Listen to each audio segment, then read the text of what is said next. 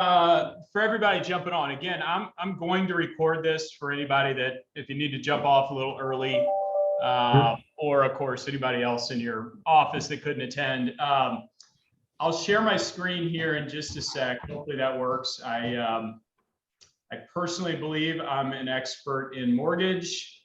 Technology is a whole different story, so please bear with me as I work through that. But what I wanted to do today, jump on and talk about the 2-1 buy down. So first off, the elephant in the room, the national average 30-year fixed rate right now is 7.2%. Yes, 7.2%. We started out the year probably right around 3%. So we've seen a pretty quick run up. Obviously, that's starting to translate to buyers becoming a little bit more skittish. Ultimately, home affordability is starting to become an issue. If not now, as this continues on, it will probably become more and more of an issue. So what we've really been working on within our company and our office in particular are strategies and things to navigate this market. While this is a temporary thing in terms of interest rates being a little bit higher, we don't know exactly how long it'll last. And so our goal is to strategize and make sure we can, of course, survive through this, but then ultimately thrive on the other side. So one of the most attractive products and programs that we have right now, and something that was pretty popular in years past, is a 2-1 buy down. And I've been talking to a lot of people about that. And so what I really wanted to do today is just jump through or kind of run through the math behind it. Talk a little bit about structuring the offer to make sure that your clients, that your buyers can take advantage of that, and then also offer a little bit of Q&A. It's usually when I mention it first to a realtor, it's a very intriguing type concept. However, it takes a little more in-depth working through to really understand the math behind it. So let me go ahead and share my screen, and we'll get this party started. I will go through just a few points on the 2-1 buy down, and then we'll open that up to Q&A right after. So let's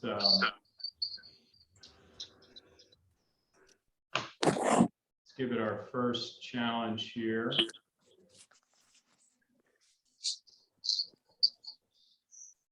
All right, can everybody see this okay? Yes. All right, so here we are. Okay, so again, guide to temporary buy downs. And really what I wanted to do is compare a temporary buy down with a permanent buy down. Temporary buy down is essentially where, for the sake of keeping it simple today, in the first 2 years, the interest rate is lower than it ordinarily would be. Thereafter, the remaining 28 years of that loan, it goes to what the interest rate would be today, as opposed to a permanent buy down where a buyer would pay discount points, or a seller could even do that, discount points to buy down that interest rate permanently. And so I really wanted to compare the two of them. I also want to be completely honest. In most markets, and this one being no different, I typically steer away, myself personally anyway, from a permanent buy down, as I just find that clients tend to not hold their loans long enough to truly capture the interest savings of doing a permanent buy down. So I just want to preface it by saying that, but really just compare the two of them and see the math behind why right now a temporary buy down would, in my eyes, make a lot more sense than a permanent buy down. So what I did, I put together two different loan scenarios. I took a purchase price of $445,000, approximately a 10% down payment, gives us a loan amount of about $400,000. As you can see, this interest rate, when I put this together just several weeks ago, even interest rates were more in the high 6 range, as opposed to right now we're just a little bit north of 7. However, you can still get the gist of it. The idea here, the interest rate ordinarily would be 6.75%. In the first year, your client would actually have an interest rate of 4.75%, and then in the second year, 5.75%. So the the whole 2-1 is essentially the 2 is 2% lower in the first year and 1% lower in the second year. Thereafter, it's a 30-year fixed rate at whatever the interest rate is today. So it's not like an ARM where it adjusts or a balloon that comes due or anything like that. It's just a lower interest rate in year 1 and 2. Typically comes at a cost of 2.25%. In this case, in the form of a seller credit. So essentially, in your contract, you would have seller concessions, which have not been real popular, obviously, over the last couple of years. But prior to that, seller concessions were incredibly common to cover closing costs or sometimes interest rate buy downs, things like that. So remember, it costs roughly 2.25%.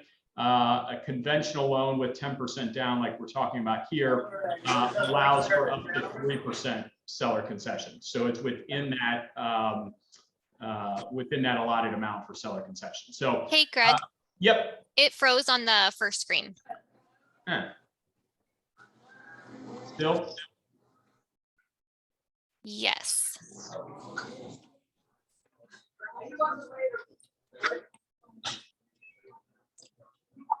There we go. All right. My first snafu. Okay, cool. All right. So anyway, then loan scenario 1. So 445,000 purchase price, 400,000 loan amount. So roughly a 10% down payment. So as you can see here, then the resulting mortgage payment at 6.75%. So again, we're using that as today's current rate, would be $2,594. In that first year at the 4.75% interest rate, then the payment is actually $2,086. So it creates a monthly savings that first year, each month of $508 for a total savings in that first year of $6,096. In the second year, then when it goes to 5.75%, results in an overall monthly payment of $2,334. Which is roughly $260 per month lower than it would be at the current rate today. So the total savings then, if you look at it over that 2-year period, it's about $9,214, which equates to roughly what that seller concession would be in order to buy down that interest rate. Now, one point I do want to mention on that, well, let me just back up a little bit. So Fannie Mae is predicting that first and second quarter of next year, the 30-year fixed rate will be around the mid-5s. Even just 30 days ago, they were predicting mid-4s. So the main idea here, there's a high likelihood that even at the start of the year, middle, potentially even later next year, we will see rates fall, most likely somewhere into that mid-5 range. And the reason I mention that, these types of temporary buy downs, these loans can be refinanced at any time, so let's suppose that interest rates fall to 5% in June of next year. This loan can be refinanced at any time, and actually a credit is given back for the portion that is unused. So your client, if they do not have this 2-1 buy down for the full 2 years, you would actually get a credit back in the form of reduction for the portion that they have not used. And when you compare that versus a permanent buy down, the permanent buy down is already spent. So it's essentially if a client would refinance that loan in 6 months, 9 months, whatever it might be, the amount that they paid for the permanent buy down is people buying points or the amount that they paid for that permanent buy down. That unfortunately is a sunken cost. So there's not a way to recapture that. So then if we go to loan scenario 2, so this is the permanent buy down here. Again, we're doing the same purchase price, $445,000, loan amount of $400,000, so roughly a 10% down payment. We're using the exact same amount, that $9,214. Instead of doing a 2-1 buy down, we're using it to permanently buy down that mortgage rate. So in this case, it would go from 6.75 down to 6.125, which is pretty standard. Usually for every point in discount that's paid, there's somewhere between 1/4 and 3/8% of a reduction in the interest rate. Monthly savings then on the permanent buy down is about $164 per month. So this client, then they would save $164 per month for as long as they have the loan. So the longer that they have the loan, obviously that would become more attractive. However, the break-even point is about 4.5 years. So if they have that for anything less than 4.5 years, that permanent buy down that they paid is a sunken cost. If they refinance that loan versus a temporary buy down, they do not get a portion of those funds back. So any questions that anybody has around those 2 points, basically what the math is between the temporary and the permanent buy down? Does the amount they put down affect the cost of the buy down? Like if it's 20% down instead of 10? That's a great question. Yes, it does. Yeah. So, and it's really, it's still, you would use roughly 2.25%. It's just the loan amount that would fluctuate as a result. So it's not really driven by, it's a, higher percentage that needs to be paid in seller credit. It's more just based on what that loan amount is. So it doesn't affect the seller if they're buying it down. It only affects the buyer's principal at the end. Correct. Okay. Yep, exactly. Yeah, and it's just a function of the amount that they borrow. Again, plus or minus, it amounts to about 2.25%. One thing I wanted to include also while we're talking about that, this is good for conventional loans as well as government loans. So FHA and VA. There is not a temporary buy down available right now, unfortunately, for investment loans or on jumbo loans. So just on conventional or FHA, VA, government loans. So hey, Greg, is there any type of like minimum requirements as far as like credit score or anything to do this? No, not on a temporary buy down. It's just to the guidelines of the program.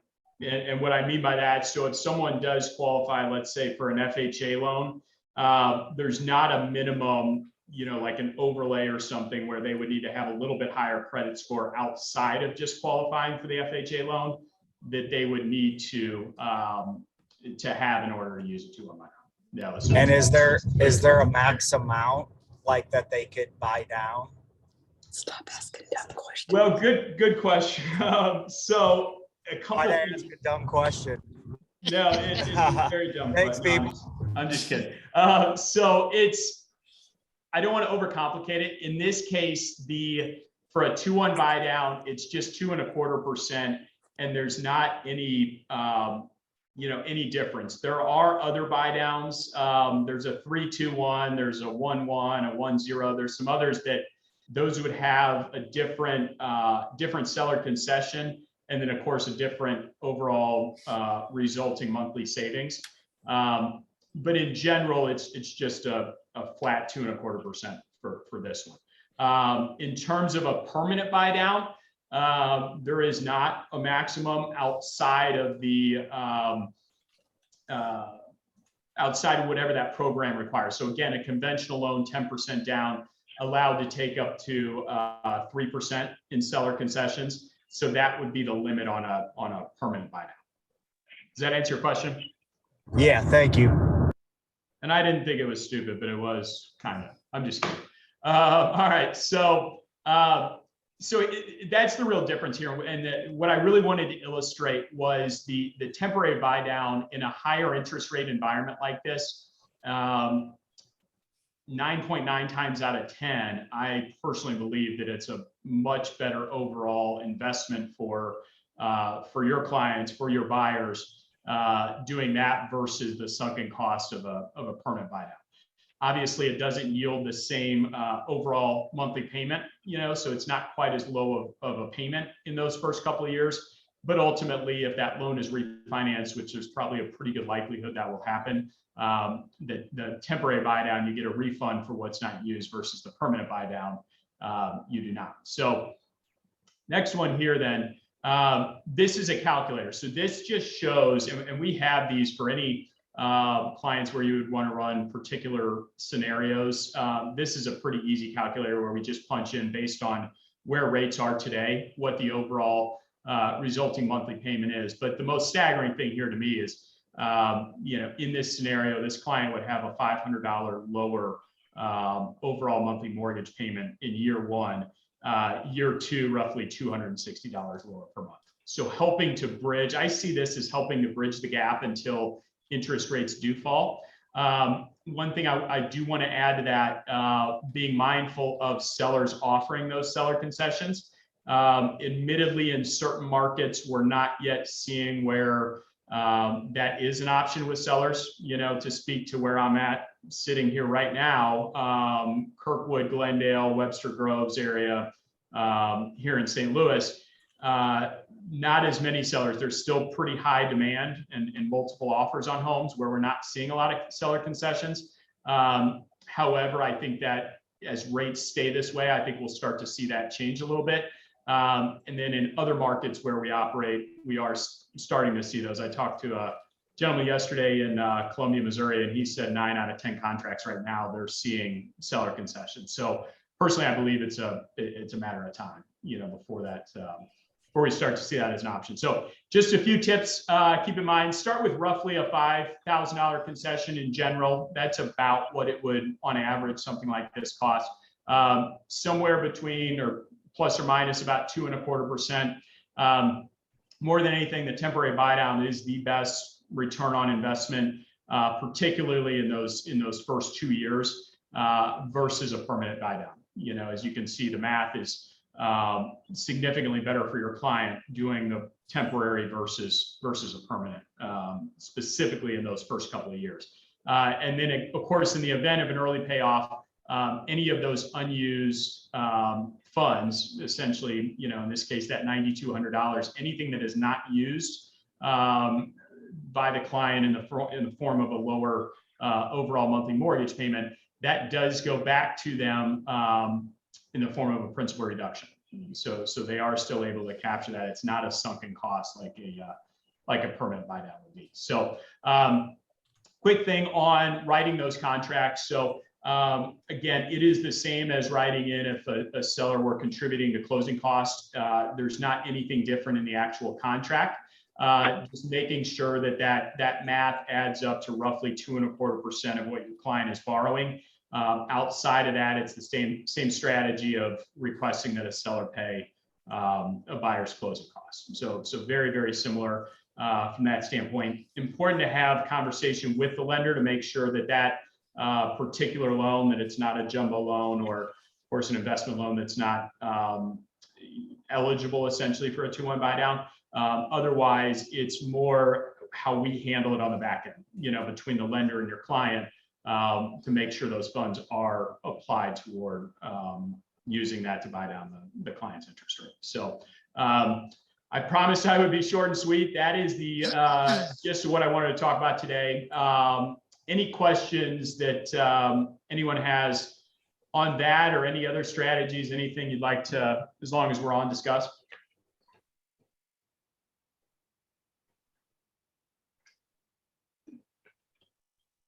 Anybody? All right, nobody. Well, I will wrap up with just a couple of words of wisdom. I think that now more than ever, it's very important for both lenders and our realtor partners to strategize and truly work together. This is not a market where you know, it's interest rates are 2 to 2.5%. So nearly every investment is incredibly attractive. So I think it takes a lot more strategic thinking around this. But more than anything, this too is temporary. It's been a very, very fast run up in interest rates. Our Federal Reserve has shown in the past that they're willing to step in and reverse course almost overnight, which they did during COVID, and that you know, pushed interest rates down to a low level. I don't think this is any different, except that there's a big inflation concern out there, and until that is contained, I guess, so to speak, I think we will see a little bit higher interest rate environment. However, again, it's only a matter of time, and my belief would be that at some point next year we'll start to see some relief and ultimately rates to fall. So, any final questions before we jump off? All righty. Well, thank you all again for attending. I truly appreciate it. Any Any questions or anything down the road, please reach out to us anytime. Of Thank you. course, take care.